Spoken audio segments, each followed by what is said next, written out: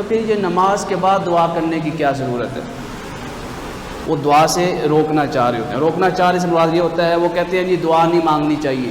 حضور نبی کریم علیہ الصلوۃ والسلام نے نہیں مانگی. دلیل کیا ہے جی؟ جب نماز کے اندر مانگ لی ہے تو بعد میں مانگنے کی کیا ضرورت ہے؟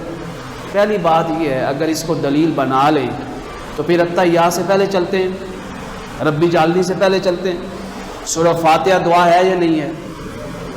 دعا ہے. اہدنا الصراط المستقیم. اگر سورہ فاتحہ دعا ہے اور ہے بھی دعا تو پھر التحیات پہ جب ہم بیٹھتے ہیں تو دوبارہ دعا مانگنے کی کیا ضرورت ہے؟ انہی کی دلیل کے مطابق. چلو اور آگے چلتے ہیں.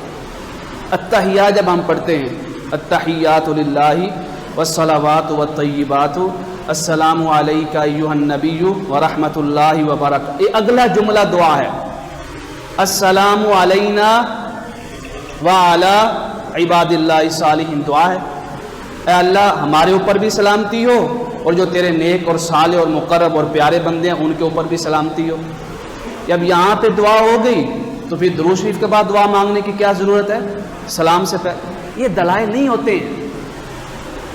کیا آپ کسی کو کہہ سکتے ہیں کہ آپ نے اگر نماز کے اندر کلمہ پڑھ لیا ہے اشہد ان لا الہ الا اللہ واشہد ان محمدا عبدہ ورسولہ, تو حدیث پاک سے ثابت ہے یا نہیں ہے کہ آپ چوتھا کلمہ پڑھا کرتے تھے لا الہ الا اللہ وحدہ لا شریک لہ لہ الملک ولہ الحمد ہیں؟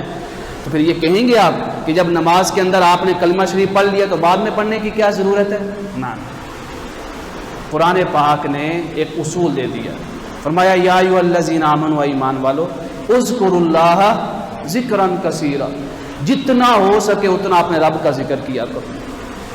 یہ تھوڑی آپ قید لگائیں گے یہاں ہو گیا تو یہاں چھوڑ دیں, نہ یہ دلیل نہیں ہے. یہ آپ اگلا جو عام بندہ بیٹھا ہوتا ہے نا اس کو آپ وقتی طور پہ وہ کہتے ہیں یار بات تو ٹھیک ہے, ویسے جب ہم نے درود شریف کے بعد دعا مانگ لی ہے تو بعد میں سلام پھیرنے کے بعد کیا ضرورت ہے؟ بات تو ٹھیک ہے. اب جب آپ کہیں نا کہ بات ٹھیک ہے, اسے کہ 2 منٹ بیٹھیں, تھوڑا سا ہم آپ کے ساتھ بات کرنا چاہتے ہیں. اس سے پہلے سورہ فاتحہ دعا ہے, جب سورہ فاتحہ دعا ہے تو بعد والی دعائیں ساری چھوڑ دیں. التحیات کے اندر السلام علینا وعلی عباد اللہ الصالحین دعا ہے تو اس کے بعد والی چھوڑ دیں. چلو ایک اور دعا بھی ہے جو اکثر ہم میں سے نمازی پڑھتے ہیں. 2 سجدوں کے درمیان جب ہم بیٹھتے ہیں نا وہاں بھی دعا ہے. حضور نبی کریم علیہ الصلوۃ والسلام سے ثابت ہے, سنت پاک ہے. بعض لوگ پڑھتے ہیں بعض نہیں پڑھتے ہیں, گناہ نہیں ہے کوئی, یہ بھی نہیں ہے کہ نماز مکروہ ہے. دعا کون سی ہے؟ اللہم اغفر لی وارحمنی, جامع دعا ہے, جامع ہر شے کے متعلق اس کے اندر دعا ہے. اللہم اغفر لی وارحمنی وعافنی واہدنی وارزقنی واجبرنی وارفعنی. 2 سجدوں کے درمیان. اب کتنے درمیان بنیں گے؟ 4 رکعات میں 4 درمیان بنیں گے. کتنے بنیں گے؟ 4. تو جب آپ نے نماز کے اندر 4 دفعہ 2 سجدوں کے درمیان دعا مانگ لی ہے تو مولانا صاحب پھر اللہم صلی علی درود ابراہیمی کے بعد دعا مانگنے کی کیا ضرورت پڑ گئی؟ میں نے آپ کو کہا ہے اگر یہ دلیل بنائیں گے تو بہت سی دعائیں چھوڑنی پڑیں گی ہمیں. حتیٰ کہ ایک صحابی رسول ہیں, معجم الکبیر کتاب ہے امام طبرانی کی, انہوں نے باقاعدہ فرمایا کہ آقا کریم علیہ الصلوۃ والسلام جو ہے نماز کے بعد جو ہے ہاتھ اٹھا کر دعا مانگا کرتے تھے, ہاتھ اٹھا کر. بات اتنا بھی کہتے ہیں, وہ کہتے ہیں کہ 2 خطبوں کے دوران یا خطبے کے دوران ہاتھ اٹھا کر دعا مانگنی ثابت ہے, اس کے علاوہ نہیں ہے. وہ کیا واقعہ ہے کہ مدینہ منورہ میں بارش نہیں ہوئی, ایک شخص دوڑتا ہوا جمعے کے دن آیا, عرض کیا یا رسول اللہ ہلکنا, ہم برباد ہو گئے, تباہ ہو گئے, ومواشینا, ہمارے مویشی تباہ و برباد ہو گئے, کچھ بھی کھانے کو نہیں ہے, نہ ہمارے لیے نہ مویشیوں کے لیے جانوروں کے لیے, بارش نہیں ہو رہی, یا رسول اللہ دعا کر دیجئے. آپ خطبہ دے رہے ہیں, صحیح بخاری شریف کی حدیث پاک ہے, خطبہ دے رہے ہیں, شخص دوڑتا ہوا آیا, اس نے حضور نبی کریم علیہ الصلوۃ والسلام کو خطبے کے دوران روک لیا. حضور نے یہ نہیں فرمایا بیٹھ جا, نہ رحمت للعالمین. پوری بات اس کی سنی, وہ پریشان تھا.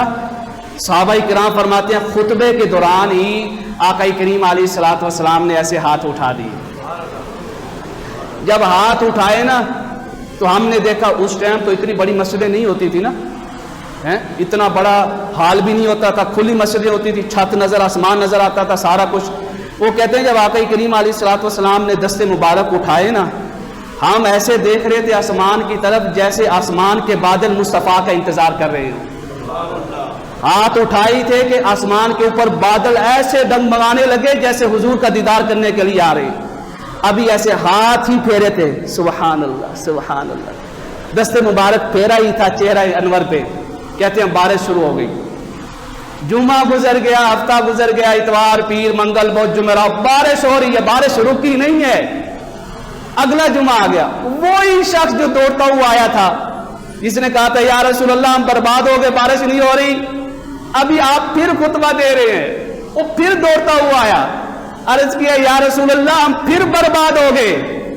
حضور مسکرائے، پوچھا آپ تو بارش ہو رہی ہے؟ عرض کیا یا رسول اللہ اب بارش زیادہ ہو چکی ہے، اب رکنے کا نام نہیں لے رہی۔ اللہ اکبر اللہ اکبر، اس نے یہ کہا ہی تھا، حضور نبی کریم علیہ الصلوۃ والسلام نے اپنے دست مبارک اٹھا دی خطبے کے دوران۔ صحابہ کرام فرماتے یہ جملہ بڑا وجد امیز جملہ ہے، روحانی، اللہم حوالینا ولا علینا، اللہم حوالینا ولا علینا۔ یا اللہ یہ جو بادل مدینہ منورہ کے اوپر پھر رہے ہیں نا، اب ہمیں ان بادلوں کی ضرورت نہیں ہے، سائڈوں پہ چاروں طرف جہاں جہاں بارش چاہیے ان بادلوں کو وہاں وہاں بھیج دے۔ کہتے ہیں کہ یہ دعا ہی کرنی تھی، بادل ایسے پھٹ پڑے، ایسے مدینہ منورہ کے اوپر جہاں جہاں بارش ہو رہی تھی، دست مبارک آپ نے چہرہ انور پہ پھیرے، فوراً بارش رک گئی، فوراً بارش رک گئی۔ کہتے ہیں ہر طرف مدینہ منورہ کے چاروں طرف بارش ہو رہی تھی، پر مدینہ منورہ کے اوپر بارش نہیں ہو رہی تھی۔ وہ کہتے ہیں یہاں واقعہ ثابت ہے آپ نے ہاتھ اٹھائے، لہذا باقی جہاں بھی آپ بیٹھے ہیں ہاتھ اٹھائے بغیر دعا مانگے۔ حدیث پاک یاد کر لیں، بڑی معروف حدیث ہے۔ حضور نبی کریم علیہ الصلوۃ والسلام نے فرمایا تمہارے رب کو حیا آتی ہے۔